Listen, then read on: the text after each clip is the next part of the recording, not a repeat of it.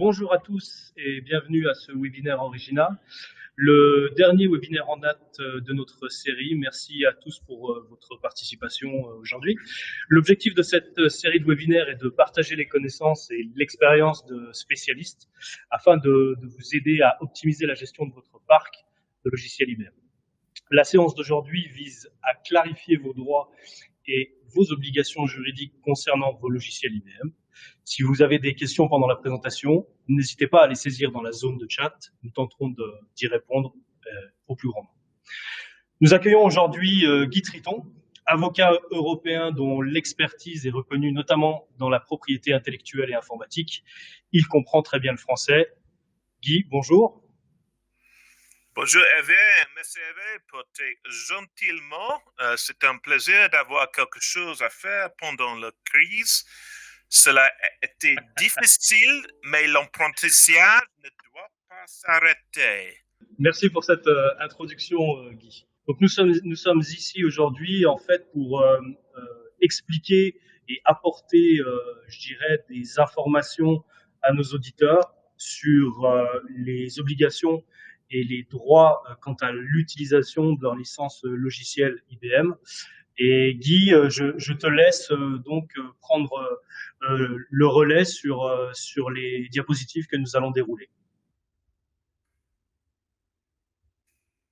Ok, on doit avoir les mots ennuyeux, les trucs juridiques ennuyeux, mais on doit avoir. Juste un avertissement avant que Guy prenne la parole, néanmoins. Les informations de ces diapositives sont présentées à titre éducatif et indicatif uniquement. Le document en question ne doit pas être considéré comme une restitution de conseil juridique pour des affaires ou des circonstances précises. Guy, je te laisse maintenant la parole. Alors, merci Hervé. Nous allons donc commencer ce webinaire au début.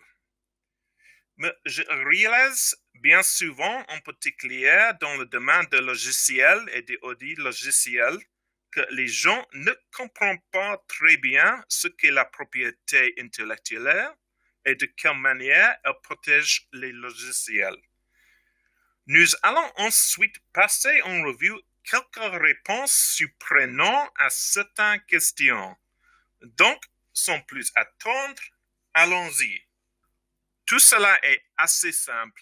Si ce n'est pas nouveau pour vous, vous pouvez aller boire un café ou quelque chose comme ça. J'aimerais consacrer 2 minutes à ce sujet. L'expression propriété intellectuelle est souvent mal utilisée dans notre monde occidental. Certains disent, par exemple, nous avons beaucoup de propriétés intellectuelles. Quand je leur demande de me donner des exemples, ils me répondent, nous avons écrit des programmes ou trouvé des brillantes idées techniques. Alors, je leur réponds, non, en fait, vous avez des idées qui peuvent avoir de la valeur, mais ce n'est pas de la propriété intellectuelle. Qu'est-ce que donc la propriété intellectuelle, ou plus exactement, le droit de propriété intellectuelle? C'est un droit d'exploitation exclusive d'une création de l'esprit, délivré par un pays pour une durée prévue à la loi. Il n'y a que dans le cas des marques que cette durée est illimitée. Les marques sont perpétuelles et en condition d'être utilisées. D'autres droits d'exclusivité peuvent durer très longtemps. Comment les logiciels sont-ils protégés par les droits d'auteur? Eh bien, ils sont protégés de la même manière que les œuvres écrites au même titre qu'un livre, une pièce de théâtre, un discours, etc. C'est logique. Le programmeur écrit des lignes de code comme un auteur écrirait les lignes d'une pièce de théâtre. Combien de temps dure la protection? Eh bien, comme pour toute œuvre écrite, les droits d'auteur durent 70 ans après le décès de l'auteur du logiciel. Autrement dit, un programme écrit après 1950 est toujours protégé par les droits d'auteur. C'est à peu près l'époque où les ordinateurs ont été créés. C'est surprenant, non? La propriété intellectuelle comporte deux volets. Le droit de brevet et des modèles déposés octroient un monopole pur. Le fait que ce soit vous qui ayez eux, l'idée ne change rien. Si quelqu'un possède un brevet pour votre idée, cette personne peut vous empêcher de l'exploiter. Bien sûr, il doit s'agir d'une idée technique. Pour le droit d'auteur, c'est différent. C'est simplement un droit reconnu par la loi qui empêche quiconque de copier votre programme.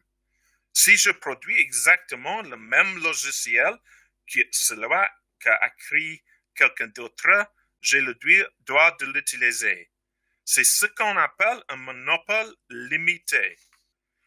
Tous les types de logiciels sont protégés, comme machine, microprogrammes, ou en anglais firmware, middleware, mise à jour, correctif, script ou routine. La protection s'acquiert automatiquement sans enregistrement ni autre formalité. À partir du moment où vous l'avez écrit, le programme est protégé et en règle générale, il appartient à son auteur. Mais il peut aussi appartenir à d'autres. Si je suis un employé et que j'écris le programme dans le cadre de mon fonction, les droits reviennent à mon employeur. C'est stipulé dans la directive de l'Union européenne concernant les programmes d'ordinateur qui s'appliquent en France. Par ailleurs, il est possible de transférer ces droits à une autre personne. Les gens me demandent souvent à qui appartiennent les droits d'auteur en cas de commande de logiciel. C'est-à-dire si quelqu'un demande à un développeur d'écrire un logiciel pour son activité professionnelle. Dans ce cas, le droit d'auteur appartient généralement à la personne qui a passé la commande, si l'auteur a été rétribué pour ce travail. C'est du moins le cas en Royaume-Uni ou aux États-Unis. C'est également vrai dans plusieurs pays de l'Union européenne, mais pas en France, d'après ce que je comprends. Si quelqu'un copie un logiciel écrit par une autre personne alors qu'il n'a pas de licence pour le faire, il peut atteindre au droit d'auteur de cette autre personne. Qu'est-ce que c'est une contrefaçon? Une fois de plus, le concept est souvent mal compris. J'ai mentionné tout à l'heure la directive européenne concernant les programmes d'ordinateur. Elle permet aux programmes informatiques d'être protégés en vertu de la loi européenne sur les droits d'auteur. Mais qu'est-ce qu'une contrefaçon? Le plus important est de savoir que vous chargez un programme, vous êtes en infraction si vous n'avez pas de licence. Parce que lorsque vous chargez un programme dans la mémoire vive, la RAM, il est reproduit en partie ou en totalité. Les gens se disent souvent « Ah, je me contente d'exécuter le programme. Je ne l'ai pas copié, ni gravé sur DVD, ni placé sur le web. Ce n'est certainement pas une contrefaçon. » Mais en fait, si, il s'agit bien d'une contrefaçon. Il vous faut la permission du titulaire des droits d'auteur pour charger et exécuter un logiciel. Par conséquent, à moins que vous vous contentiez de l'utiliser le CD du logiciel comme sous TAS, tout ce que vous ferez avec le logiciel exigera une licence, c'est-à-dire l'autorisation du titulaire des droits d'auteur. Il y a bien sur quelques exceptions, mais si vous utilisez le logiciel dans un cadre professionnel, elle ne vous concerne pas. Qu'est-ce qu'une licence? Une licence est le fait pour le titulaire d'un droit d'auteur de consentir à ce qu'une personne accomplisse un acte qui sinon serait une atteinte au droit d'auteur. Il est primordial de garder cela à l'esprit. Donc, encore une fois, à moins que vous utilisez le CD de logiciel uniquement comme sous-taxe, vous avez besoin d'une licence du titulaire des droits d'auteur. Pour l'expliquer autrement, l'octroi d'une licence empêche le titulaire des droits d'auteur de vous poursuivre en justice pour des actes qui, sans licence, constitueraient un état aux droits d'auteur. Une licence peut être accordée pour une durée limitée, pour des actions précises, dans un domaine de l'utilisation définie, etc.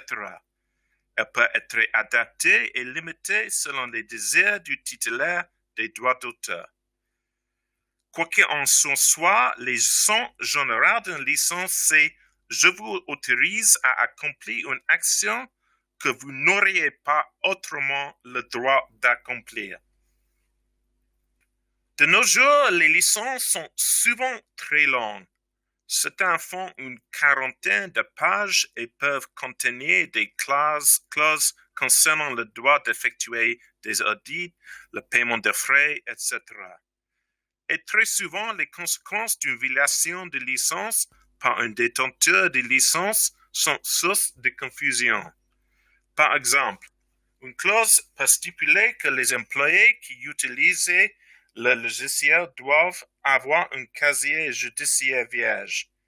Donc, si un employé a un casier judiciaire, est-ce que cela signifie que les détenteurs de la licence enfreignent le droit d'auteur ou s'agit simplement d'une violation de contrat? Il est donc important de comprendre la structure d'une licence. C'est pourquoi sur cette diapositive, j'ai décomposé les clauses des licences en 3 types. La partie verte représente l'action que vous pouvez effectuer sans que cela constitue une violation des conditions de l'utilisation. En jaune, ce sont les actions qui enfreignent les conditions de l'utilisation de la licence, mais qui ne constituent pas en soi une contrefaçon. Par exemple, les défauts ou le retard de paiement. Le rouge indique les violations des conditions de la licence qui constituent des actes de contrefaçon. Par exemple, vous détenez une licence pour 5 copies installées, mais vous avez installé 6 copies. Prenons un exemple classique. Un détenteur de licence ne paie pas les frais de licence, intentionnellement ou pas. Un simple défaut de paiement pour une licence ne signifie pas que le détenteur de la licence enfreint le droit d'auteur du programme informatique. En fait, la plupart des licences que je vois passer accordent au titulaire des droits d'auteur le droit de résilier la licence pour violation.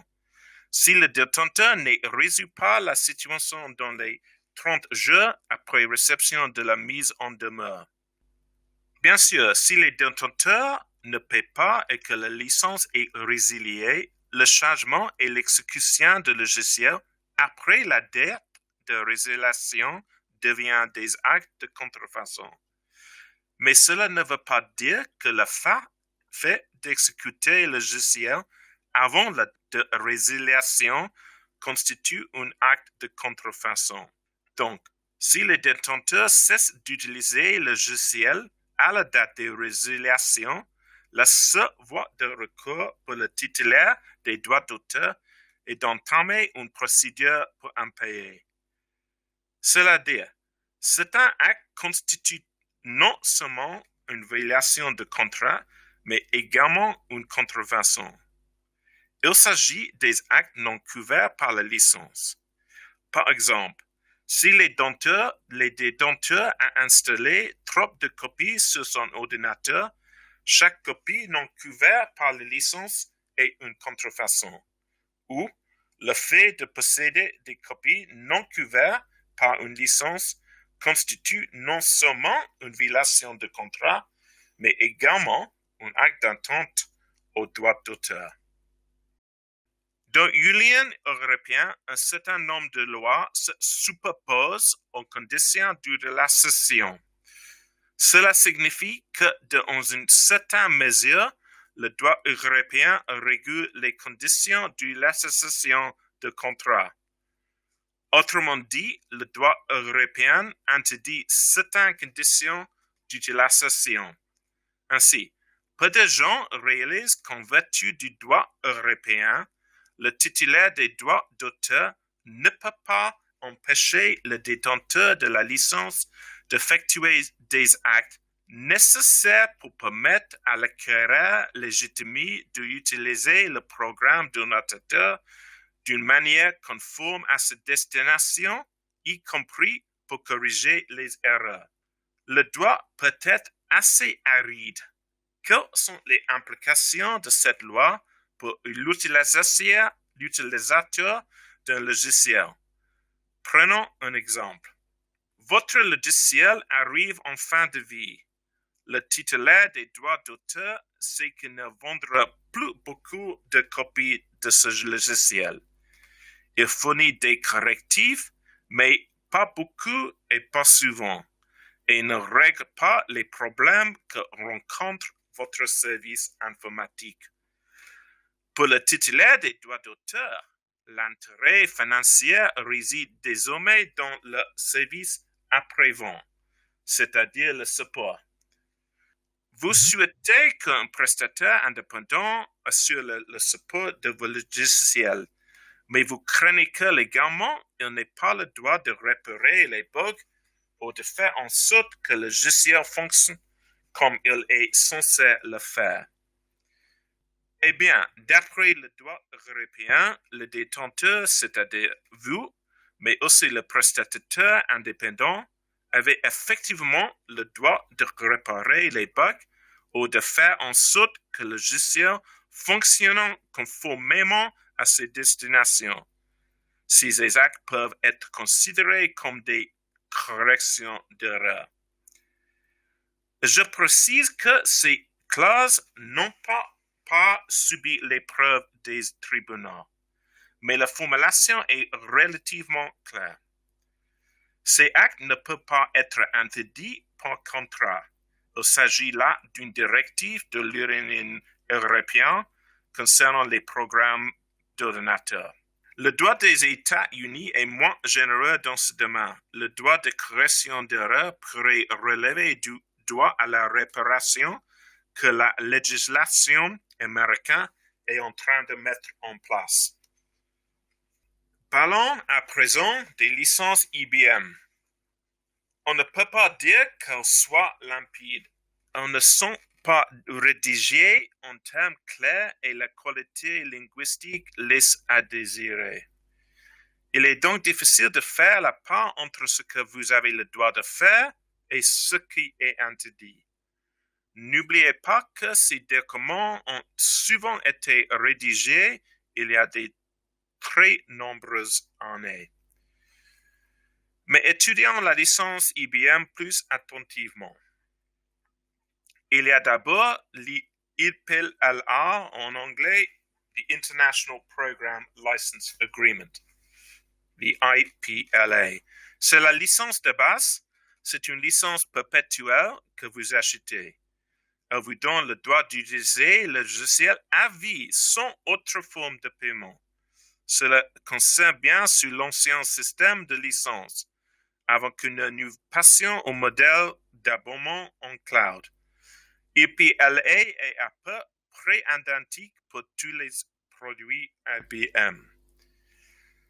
Après, nous avons ensuite le LI, l'information sur la licence, en anglais LI ou License Information, c'est-à-dire le document information sur la licence. Il est propre au logiciel et répertorie les logiciels pour lesquels vous possédez une licence. Et alors, enfin, en anglais, Proof of Entitlement, autorisation d'utilisation, ce document indique quelles métriques sont utilisées pour un logiciel donné. Il est inclus dans le contrat Passport Advantage.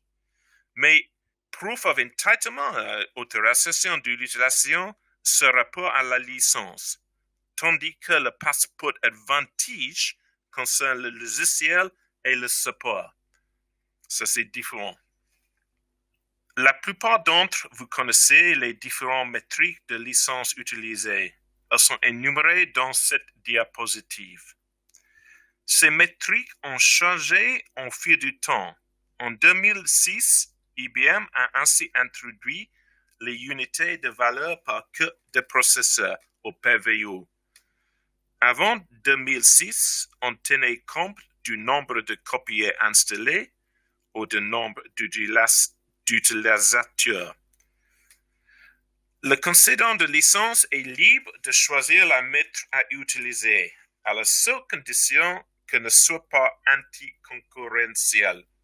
Une métrique est anticoncurrentielle, par exemple, si elle vous contraint à utiliser un autre logiciel appartenant au concédant de la licence. On appelle cela une vente liée illégale. C'est très compliqué. Mais les droits de la concurrence n'est pas le sujet du webinaire d'aujourd'hui. Je ne vais donc pas m'étendre sur le sujet. Cette diapositive est tirée du site web d'IBM. C'est un exemple de licence de type plein capacité, en anglais full capacity. Il n'y a donc pas de virtualisation. La métrique de la licence de pleine capacité est le nombre maximal de cœurs des processeurs PVU sur le serveur où est installé le logiciel. C'est très simple. Le fait que vous, le détenteur, utilisez ou non le PVU n'a pas d'importance. Donc, si on fait le calcul, on voit dans cet exemple 16 cœurs de 70 PVU, chacun avec un coût logiciel de $50 par PVU. Et en total, on obtient $56 000. Regardons à présent une affaire où j'ai eu à représenter le détenteur. Cette affaire n'est pas passée devant les tribunaux. Le client possédait un logiciel IBM installé sur un serveur autonome dans ses bureaux. Alors, un consultant en informatique lui a suggéré de transférer les logiciels IBM dans le cloud. Dans ce cas, le client a choisi un partitionnement logique dynamique en cloud. En anglais, c'est DLPAR, Dynamic Logical Partitioning. DLPAR permet l'allocation de puissance de traitement, à savoir le CPU, à un programme en fonction des besoins de ce programme en termes de puissance de traitement. Mais le consultant n'avait pas pris en compte l'incidence de ce changement sur les frais de licence IBM. Où le client a soudain vu ses frais de licence grimper en flèche. Cela s'explique par le fait que les métriques IBM pour le DLPAR sont déterminées selon le nombre de CPU mis à disposition du logiciel. Et ce nombre était très élevé. Bien sûr, il ne s'était pas du tout attendu à cela. Finalement, cette hausse de prix a contraint les clients à revenir à un serveur autonome, et anglais standalone server. Elle a tenté d'appliquer un partitionnement matériel sur le serveur en cloud pour limiter le nombre de CPU disponibles, mais cela n'a pas vraiment fonctionné. J'ai demandé à mon client si quelqu'un lui avait expliqué les différentes métriques IBM employées pour les machins virtuels ou pour les machins physiques autonomes. J'estime que ce n'est pas normal. À chaque fois que vous envisagez de modifier votre environnement informatique, vous devez penser au coût de licence. Alors, maintenant, Guy va répondre à 6 différentes questions qui sont quotidiennement posées par nos interlocuteurs. La première question, Guy, est-ce qu'IBM peut changer les conditions d'utilisation d'une licence unilatéralement? Merci pour votre question. C'est une bonne question et une question très importante. Alors, supposons que vous ayez acheté un logiciel IBM en 1996. L'environnement informatique à cette époque n'avait rien à voir.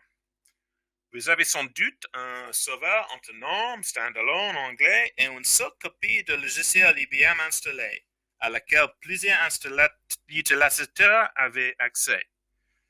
OK, vous avez payé le prix d'une licence pour une copie installée, autorisant son utilisation par 100 utilisateurs maximum. OK, vous comprenez? Oui? Ouais. Revenons à présent, OK? Maintenant, 2020, c'est 2021. Le prix de licence est calculé complètement différent, de manière radicalement différente. Les métriques ne sont pas du tout les mêmes qu'en 1996. Comment est-ce que possible? Prenons un autre exemple pour les voitures. J'achète un BMW, une voiture en 1996 pour, c'est-à-dire 20 000 euros. J'ai le droit de m'en servir à vie.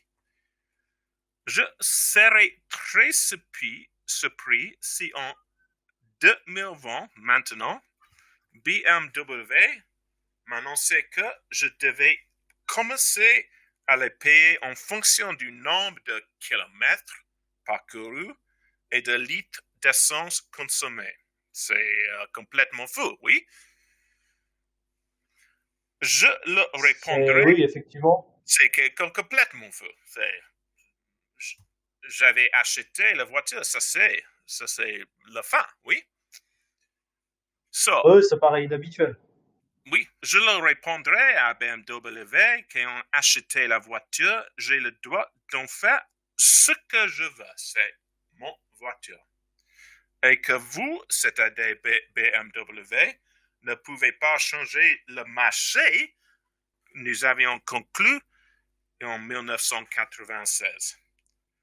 BMW n'aurait plus quoi revenir sur sa position et je continuerai à conduire mon BMW cheveux du vent comme au bon vieux temps. Oui, comprendre? Oui. C'est pourtant en quelque sorte ce qui se passe dans les domaines des logiciels, particulièrement avec IBM. En vertu du droit des contrats, IBM ne peut pas changer les conditions d'utilisation d'une licence unilatéralement. Si deux personnes signent un contrat, l'une d'elles ne peut pas en changer les conditions sans le consentement de l'autre. C'est simple, oui? Alors, comment IBM a pu vous imposer un changement de métrique? Eh bien, chaque fois que vous renouvelez votre Passport Advantage ou que vous mettez à nouveau un logiciel, vous êtes invité à accepter les dernières conditions d'utilisation. Et le tout est joué. Alors, si j'ai bien compris, à chaque fois qu'un client signe son contrat de renouvellement en fin d'année, s'il est aligné sur l'année calendaire, il signe avec le renouvellement tous les changements appliqués, par exemple, aux métriques, etc. Bien sûr, exactement. D'accord, ok. Alors, faut réfléchir bien avant un renouvellement ou une mise à jour. Car en fin de compte, si vous changez la métrique au moment de renouvellement pour passer d'un système basé sur, par exemple, un nombre d'utilisateurs ou de copies installées à un modèle s'appuyant sur le nombre de PVU disponibles, vous priez à jour de votre licence. OK? Donc, c'est effectivement, oui, tout à fait. Donc, c'est effectivement un point sur lequel on invite nos auditeurs, je dirais, prêter une attention particulière, vérifier lors de chaque renouvellement qu'il n'y ait pas de changement de métrique d'une année sur l'autre. Et si c'est le cas, eh bien, assurez-vous que ce changement ou cet ajustement n'ait pas d'impact direct sur le coût des licences, puisque ça pourrait être le cas. Tu comprends tout. Ok. Tout. Deuxième question, Guy. Est-il possible pour IBM ou une autre entreprise éditrice d'applications d'obtenir des dommages-intérêts punitifs, autrement dit des dommages-intérêts dont le but n'est pas de compenser les pertes subies par IBM, mais de punir le client. En général, ma réponse est non. D'ailleurs, les dommages-intérêts punitifs sont vraiment appliqués aux violations de contrat. Ils sont plus courants en cas d'attente aux droits d'auteur. J'ai expliqué ça tout à l'heure, oui? Vous souvenez-vous? Souvenez-vous que la violation des conditions de contrat ne traîne pas nécessairement une attente aux droits d'auteur. Le fait de ne pas régler une facture ou de ne pas autoriser un audit n'est pas en soi une attente aux droits d'auteur. Il n'y a donc pas lieu d'exiger des dommages-intérêts punitifs. D'accord. Je comprends. Très bien. OK.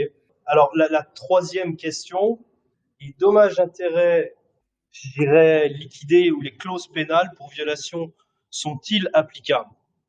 Un contrat peut comporter une clause en vertu de laquelle, en cas de violation, vous devez payer une amende dont le montant n'a aucun rapport avec les dommages subis.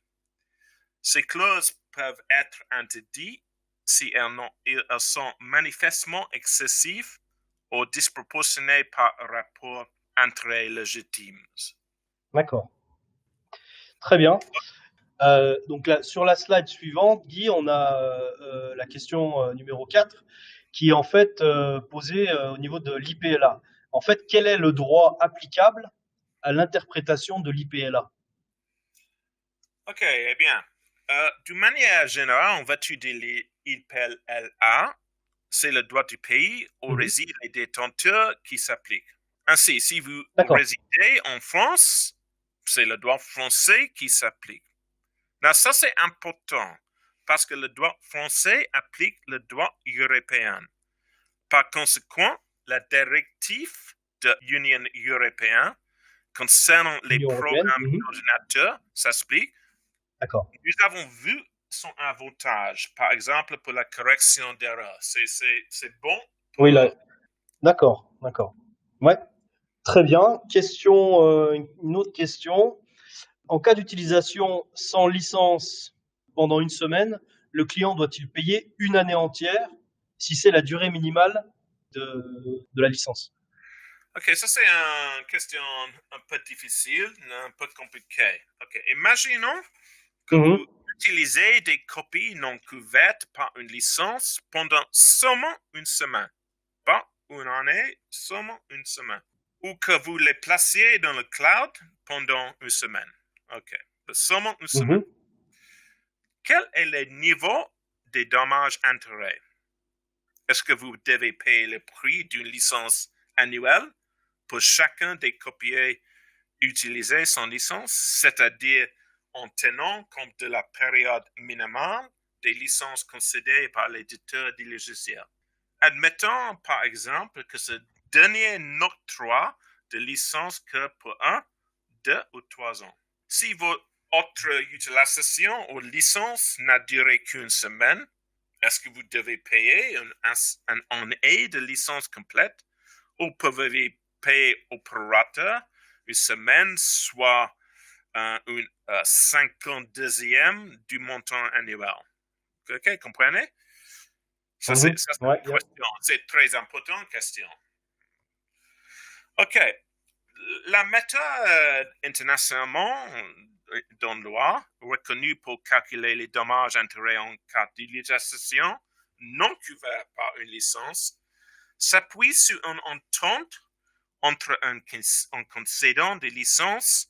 En anglais, c'est le mot willing, mais en français, peut-être bien disposé, et un détenteur bien disposé. So, on a l'auteur de droit, le propriétaire des droits, et aussi on a le détenteur, et tous les deux sont bien disposés pour le contrat.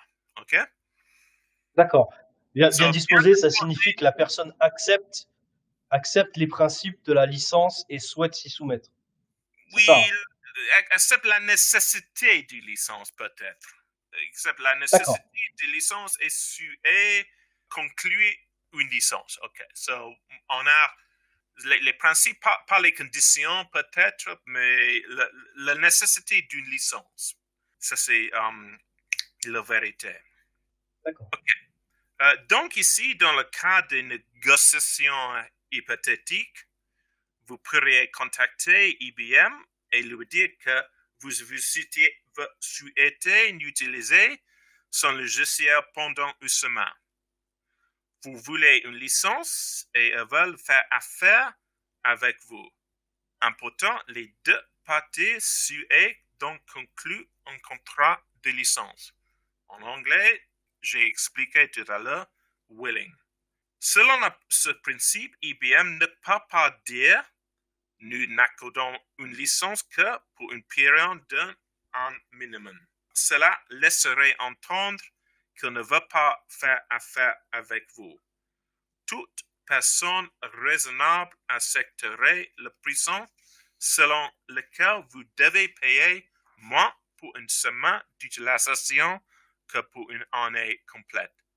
Car en général, le montant payé pour l'utilisation d'un logiciel est proportionnel à la durée d'utilisation de ce logiciel. C'est pourquoi, en septembre 2018, IBM a introduit un prix proportionnel au nombre d'heures d'utilisation de logiciels IBM dans un environnement virtuel. Ok Guy, merci pour ces explications. Dernière question, est-il possible pour IBM d'obtenir des dommages-intérêts pour une utilisation sans licence pendant plusieurs années? Ok, c'est une bonne question aussi. Enfin, je vais vous parler d'une petite clause de l'IPLA que peu de gens connaissent et qui stipule que la rétroactivité est de 2 ans maximum.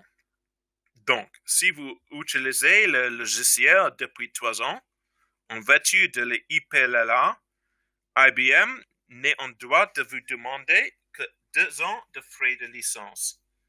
Bien entendu, cette clause est bien cachée dans IPLA, mais elle est bien là et c'est important de le savoir que je connais des gens qui ont payé l'équivalent de plus de 2 ans de frais de licence. C'est bon, oui? D'accord. D'accord, très bien, très bien. Ok, très bien pour les questions que nous venons d'aborder. Alors, moi, je suis en fait assez intéressé pour revenir sur la première question qui portait sur la possibilité pour IBM de changer les conditions d'utilisation d'une licence de façon unilatérale. Et en fait, j'aimerais qu'on associe cette question avec un exemple concret.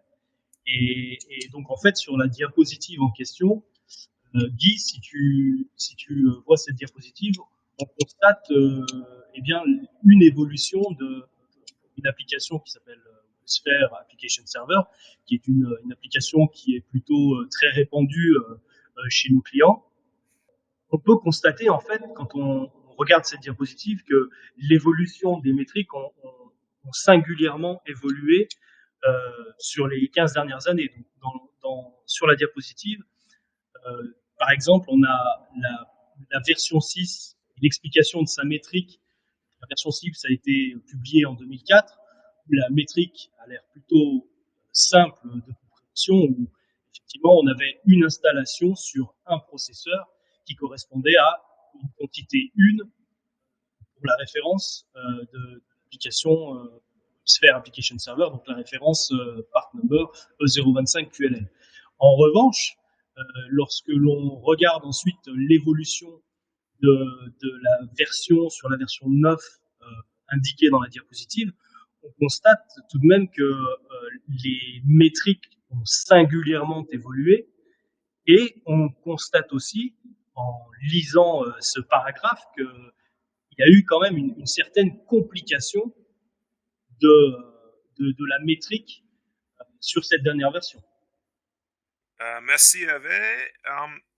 Oui, tu as raison. On a ici deux métriques complètement différentes.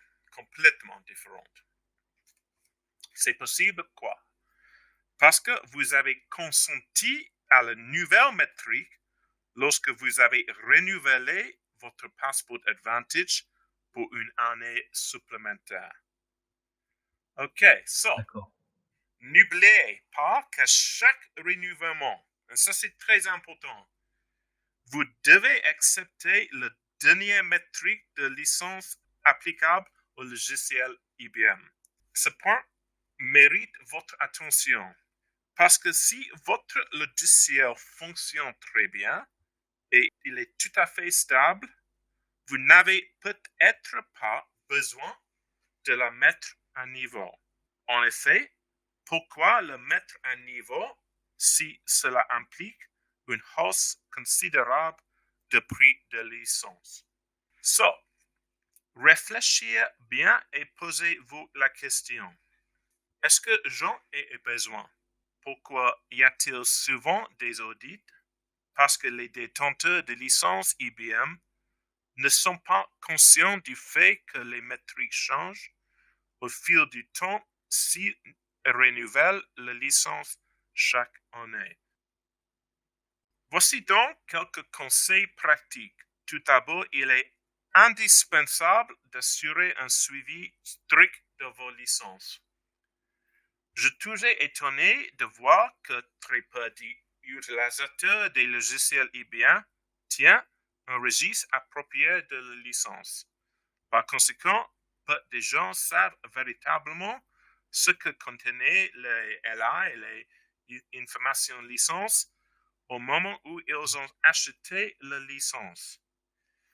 Origina peut vous aider dans ce domaine. Il conserve un registre très complet de tous les LIs. Souvenez-vous que de nombreuses licences sont désormais sur Internet et vous êtes tenu d'accepter les conditions d'utilisation encore. On me demande souvent sur une affaire britannique opposant SAP et Diageo. C'est une des rares affaires que je connaisse à avoir été portée devant les tribunaux afin de déterminer si l'utilisateur d'un logiciel SAP, en l'occurrence une très grande entreprise de boissons Diageo, était ou non couverte par la licence. Quel était l'effet? OK, Diageo possédait une licence pour MySAP, un logiciel de gestion de la chaîne d'approvisionnement. Cette licence utilisait la métrique utilisateur nommé. OK? Ça, c'est la métrique. Les frais facturés étaient donc calculés en fonction du nombre d'utilisateurs nommés. OK. Auparavant, les clients de Diageo téléphonaient au centre d'appel de Diageo dont les employés utilisaient alors MySAP afin de répondre aux questions pour le compte de ses clients, etc. Mais Diageo a ensuite décidé de proposer à ses clients et distributeurs d'accéder eux-mêmes directement à MySAP pour le biais d'un logiciel tiers.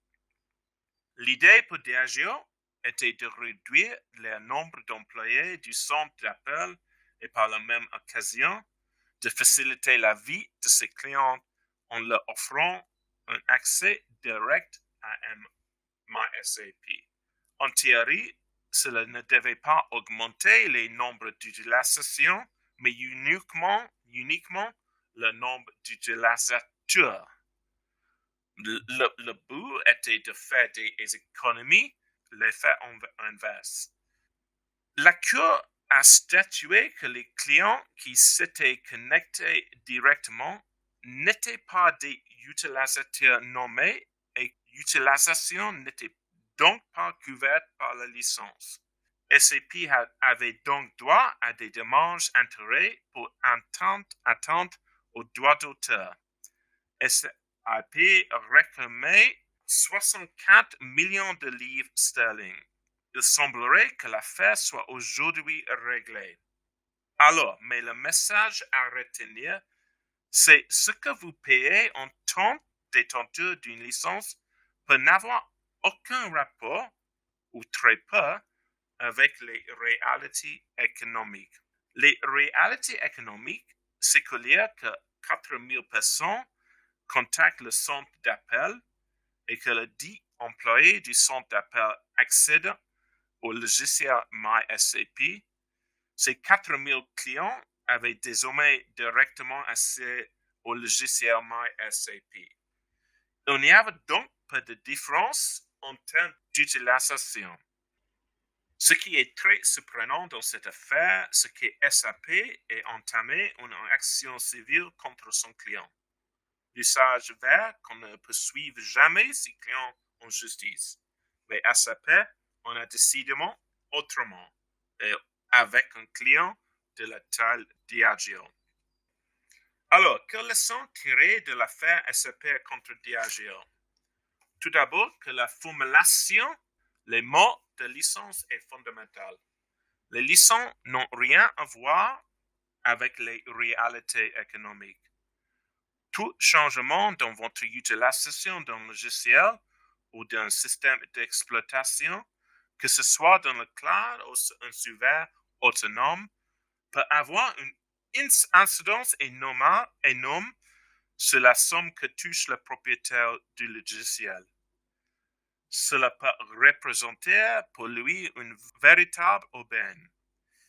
Vous devez donc savoir avec précision quels documents de licence sont applicables, traités de la même manière qu'un passeport ou un acte de mariage. Épluchez en détail les conditions d'utilisation. Donc, Guy, quel est le rapport entre ce qui vient d'être expliqué, notamment sur l'exemple que tu viens de donner, avec l'impact que ça a vis-à-vis des prestataires de tiers support? Merci beaucoup. Bonne question. Oui, c'est une bonne question. On me demande souvent si les services de support indépendant sont légaux. J'ai bien utilisé l'analogie de la voiture.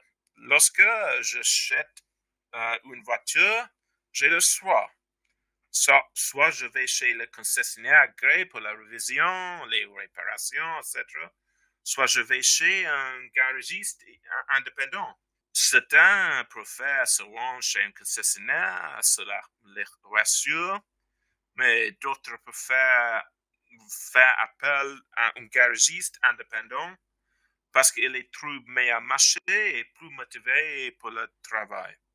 Peut-être, je pense qu'il s'agit simplement d'une question psychologique. Personnellement, je préfère le garage indépendant. Je connais le propriétaire, je suis en bon terme avec lui, je sais qu'il est moins cher et qu'il a le besoin du job, mon job. Personne ne questionne le droit pour un garagiste indépendant de réparer une voiture. Ça c'est complètement légal. Très bien. Cette analogie est très adaptée justement pour expliquer que le prestataire de tiers support, totalement légal, assurer le support de façon indépendante, d'application éditée par de grands éditeurs comme IBM, Oracle, etc. Ça répond à ma question, c'est parfait. Oui. Ok, c'est exactement la même chose avec les logiciels. C'est comme les voitures.